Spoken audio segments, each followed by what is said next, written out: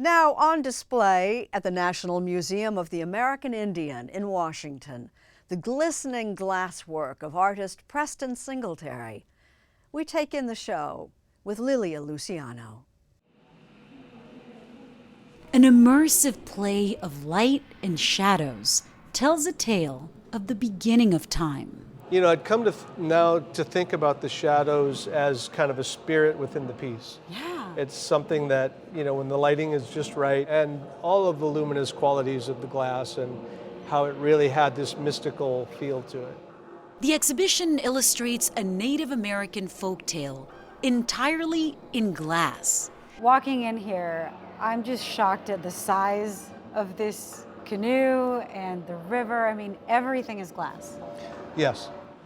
Raven and the Box of Daylight is a traveling exhibition created by Preston Singletary, a member of the Tlingit tribe of Alaska and the Pacific Northwest. The show, which travels next to Norfolk, Virginia's Chrysler Museum of Art, tells the story of how the world gained daylight thanks to the insatiable curiosity of the white raven. Raven is kind of a supernatural being. He's a trickster and he's a shapeshifter. He can change form. This is a time when the world is in darkness. Right. And so Raven decides that he wants to find this daylight. Singletary is something of a shifter of shapes himself, taking glass and changing it into the distinctive forms of traditional Tlingit art.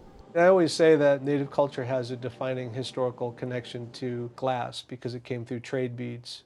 You know, it was something that it was special. You know, Manhattan was traded for, for beads or whatever. But they were quickly used, adopted into the culture and used for ornamentation or trade or whatever.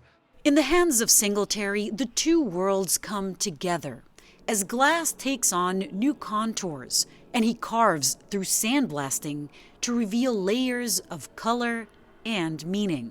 When I work with the material of glass, I feel like it brings this new dimension to indigenous art, and it really has an opportunity to draw people in. And so when you draw them in, then you're kind of showing them something. And I like the idea of glass having a sense of permanence, but it's also very fragile.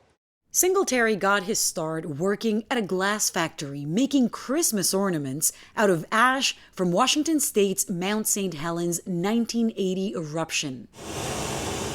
But it was here at Pilchuck Glass School, founded by the legendary Dale Chihuly, that he started to shape his signature style of old meets new. You could say the real test was when he showed his work at Celebration, an annual gathering of tribes in Southeast Alaska. I think they were kind of taken aback. I mean, they were kind of like, there was no real comment about it. I remember an elder was like looking at this competition. There was this juried art competition, and I had some of my pieces got included. And they said, yeah, so we got these pieces here, and these wood carvings, and these beautiful baskets, and now we have glass. And it was kind of cool because it didn't, they didn't criticize it or judge it. And I think that that's really the point. If you talk to anthropologists and people that like to know the facts, and they're like, well, that was never done before, and so that's so that doesn't really have any place. So it can't be traditional. Yeah, it has to be traditional, but really that just kind of keeps you in this sort of cultural corral.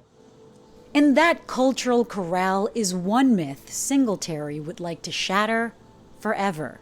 I like having that opportunity to really kind of make a case for indigenous art, I'll use more broadly, to come up into the contemporary art world. That's what I'd like to do.